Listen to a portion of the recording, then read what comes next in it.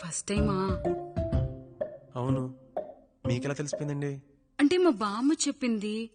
శోభనం గదిలో అనుభవం మగాడైతే మామిడి పండు పిసుక్కొని తింటాడు, అదే లేనివాడైతే మీలా ఇలా అరటిపండు ఓపిగ్గా ఒలుచుకొని తింటాడు అని.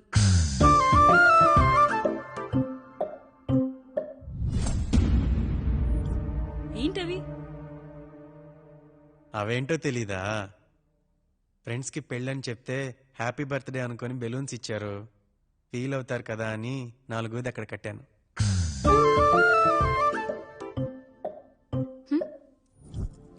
వచ్చాడు.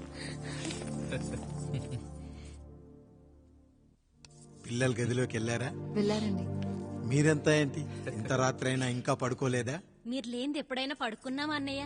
అందరం కలిసే కదా పడుకునేది మావయ్య. సరే సరే, అందరం పెద్దోడి గదిలో పడుకుందాం. ఈ రోజు వాడి శోభనం కదా, అసలే కొత్త. పక్కనుంటే ధైర్యంగా ఉంటుంది. పక్క నుండి దగ్గరుండి జరిపిద్దాం, పదండి.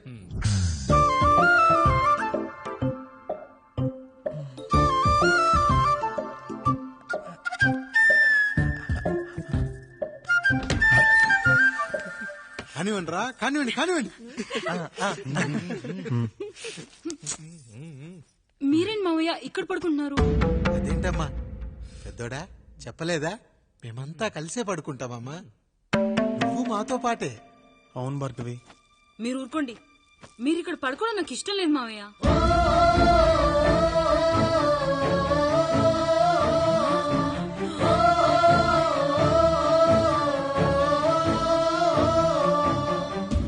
అదేంటమ్మా అలా అంటావు?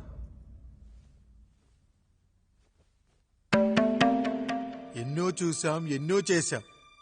దుక్కి దున్ని కోత కోయకుండానే ఈ విత్తనాలన్నీ మొలకొచ్చాయంటావా తల్లి? అవన్నీ నాకు తెలియదు మావయ్య, మర్యాదగా బయటికి వెళ్ళండి.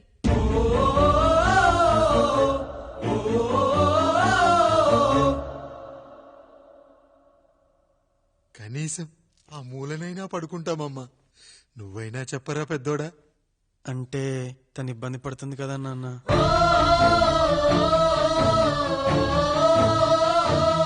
నువ్వు కూడా ఏంట్రా, పిల్లలేదో ఆశపడుతున్నారమ్మా. ఒక్కసారి ఆలోచించమ్మా. మావయ్య మీరు బయటికి వెళ్తే మేము తలుపులేస్తాం.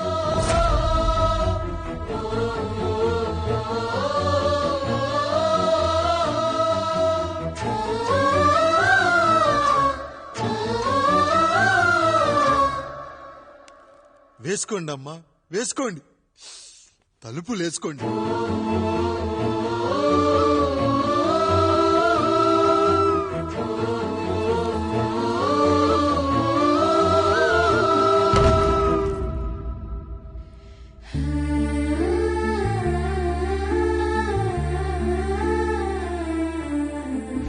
రాయుడు, బిడ్డలు జాగ్రత్త. ఈ రోజు నుంచి వీళ్ళంతా నీ తమ్ముళ్ళు చెల్లెళ్ళు కాదు, నీ బిడ్డలు.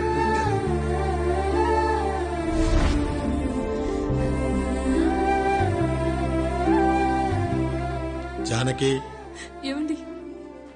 సావిత్రి, ఏమండి? లక్ష్మి, ఏమండి? మన గదిలోకి పదండి.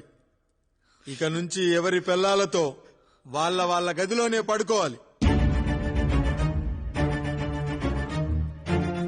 ఇది ఈ రోజు నుంచి ఈ వంశానికి రాస్తున్న కొత్త శాసనం. అయ్యా అలా అరకండి అయ్యా, మీరు లేకుండా మేము ఎప్పుడైనా విడిగా పడుకున్నాం. అంతా కలిసే కదయ్యా పంచుకున్నాం. వెళ్ళరా వెళ్ళు, నీకు భార్య ఉంది, నీకు పడగది ఉంది. వేసుకోండి రా, మీరు వేసుకోండి, తలుపులు వేసుకోండి. మీరు కూడా ఏంటండి పిల్లలేదు?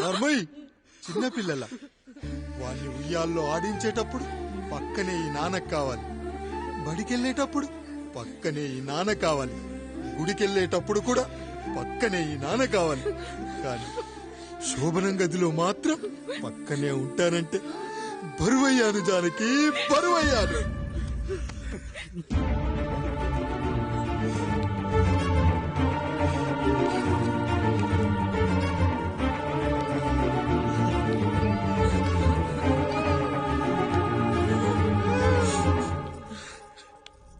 ఏంటండి ఇంకా అదే ఆలోచిస్తున్నారా? ఎలా మర్చిపోగలను లక్ష్మి? జరిగిందేదో జరిగిపోయింది, మీరు బాధపడకండి. ఎంత మాట అన్నాడో చూసావా? నా భార్య ఇబ్బంది పడుతుంది, బయటికెళ్ళండి నాన్న అన్నాడు. వాణ్ణి ఎలా పెంచాను?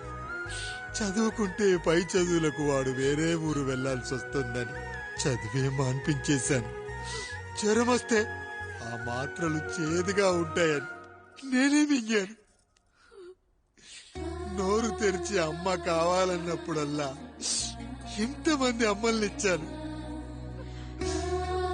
నాన్న అన్న ప్రతిసారి నాన్నల్ని ఇవ్వలేకపోయానని వాడికి నా మీద కోపమో ఏమో జానకి. నిజమేనండి, మనమంతా ఇలా లేమే. మన కుటుంబానికి దిష్టి తగిలింది. మా నాన్న మరణంతో ఆస్తిపోయి తమ్ముళ్లతో నడి రోడ్డున పడ్డప్పుడు ఇలాంటి కష్టాన్ని మొదటిసారి అనుభవించాను.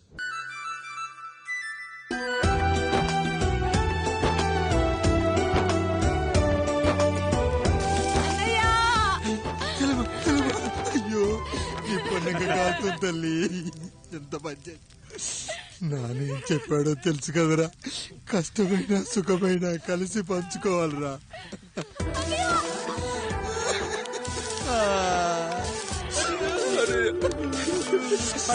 అయ్యో, మరి నువ్వు వాత పెట్టుకోవా అన్నయ్య? మీ బాధ నా బాధ కాదట్రా. అమ్మా అమ్మా అమ్మా అమ్మా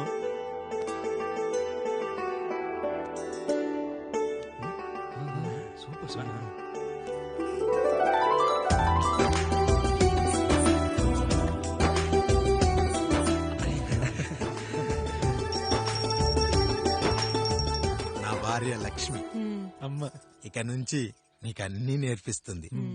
ఏరా, చెల్లెళ్ళు అడిగితే అమ్మనిచ్చాను, తమ్ముళ్ళు అడిగితే ఇవ్వలేనా? జానకి, వీళ్ళు నా తమ్ముళ్ళు, ఇక నుంచి మన బిడ్డలు. అన్నయ్య, అమ్మ అన్నయ్య, మమ్మీ. ఆ అమలాపురం, ఈ ఇచ్చాపురం, ఊహాపురం. నమస్కారం. పిల్లలు బడికొస్తారంట మాస్టారు. బాగా చదవండి, పై చదువులకి పక్కూరు వెళ్ళాలి. ఏ ఈ ఊళ్ళో చదువుకోకూడదా? మన ఊర్లో కాలేజీ లేదు కదయ్యా. ఏరా, నన్ను వదిలి కాలేజీకి వెళ్తారా? నేను చదువుకుంది చాలదా? నా చదువులు మీ చదువులు కావా?